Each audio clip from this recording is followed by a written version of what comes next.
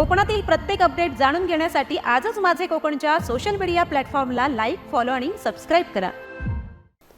रायगड जिल्ह्यातील पोलादपूर तालुक्यातून एक अतिशय कौतुकास्पद बातमी समोर येत आहे। येथील भोगाव खुर्द ग्रामपंचायतीने जिल्हा परिषद शाळेतील विद्यार्थ्यांसाठी एक अनोखा आणि महत्त्वाचा निर्णय घेतला आहे। ग्रामपंचायतीने जाहीर केले आहे की 2026-27 या शैक्षणिक वर्षापासून भोगाव खुर्द येथील जिल्हा परिषद शाळेत शिक्षण घेणाऱ्या विद्यार्थ्यांच्या पालकांना घरपट्टीत तब्बल 50% सवलत दिली जाईल। राज्यातील जिल्हा परिषद शाळांची घटती पटसंख्या आणि त्यामुळे बंद पडत असलेल्या शाळा ही एक गंभीर समस्या बनली आहे। अशा परिस्थितीत भोगाव खुर्द ग्रामपंचायतीने घेतलेला हा निर्णय निश्चितच पथदर्शी ठरणार आहे।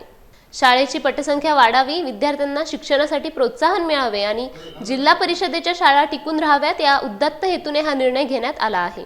सरपंच प्रियांका कदम, उपसरपंच कुंदा चिकणे, ग्रामसेवक आणि सर्व सदस्यांनी एकमताने हा महत्त्वाचा ठराव मंजूर केला आहे। या आगळ्या वेगळ्या आणि दूरदृष्टीच्या निर्णयाचे रायगड जिल्ह्यासह राज्यभरातूनही मोठे कौतुक होत आहे।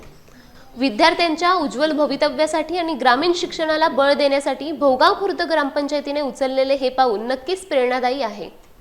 मी प्रियांका शेखर कदम, सरपंच ग्रुप ग्रामपंचायत भोगाव खुर्द। ग्रुप ग्रामपंचायत भोगाव खुर्दमध्ये सर्व नागरिकांना आवाहन करण्यात येते की आपल्या प्राथमिक शाळेतील घडणारी पटसंख्या पाहता सन 2026 ते 27 या शैक्षणिक वर्षात जो पालक रायगड जिल्हा परिषद शाळा भोगाव खुर्द या शाळेमध्ये आपल्या पाल्याला शिक्षणासाठी दाखल करतील त्यांना सन 2026 ते 27 या कालावधीमध्ये घरपट्टीमध्ये 50% सूट देण्यात येईल। तरी आपली शाळा बंद पडू नये यासाठी ग्रुप ग्रामपंचायत भोगाव खुर्दने हा निर्णय घेतला आहे। धन्यवाद। ग्रामपंचायत भोगाव खुर्द यांनी जी 26-27 या शैक्षणिक वर्षासाठी शाळेमध्ये मुलांना जर दाखल केलं तर त्यांना घरपट्टीमध्ये सवलत देण्यात आलेली आहे।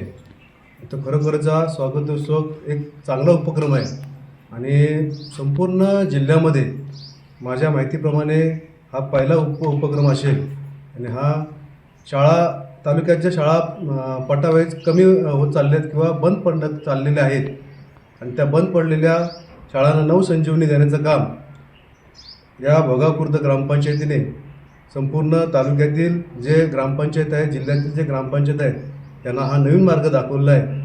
याप्रमाणे जसं भोगाव खुर्द ग्रामपंचायतीने हा निर्णय घेतलेला आहे तसाच निर्णय संपूर्ण जिल्ह्यातील संपूर्ण ग्रामपंचायतीने घ्यावा आणि मराठी शाळा टिकाव्या असा हा उपक्रम खरोखरच राज्यपाल शाळा भोगाव खुर्द आणि आम्ही सर्व ग्रामस्थ मंडळ त्यांचे खूप खूप आभारी आहोत आणि सर्व जिल्ह्यातील ग्रामपंचायत, तालुक्यातील ग्रामपंचायत यांना विनंती करतो की जे भोगाव खुर्द ग्रामपंचायतीतून निर्णय घेतलेला आहे तो संपूर्ण ग्रामपंचायतीने लागू करावा अशी मी त्यांना विनंती करतो।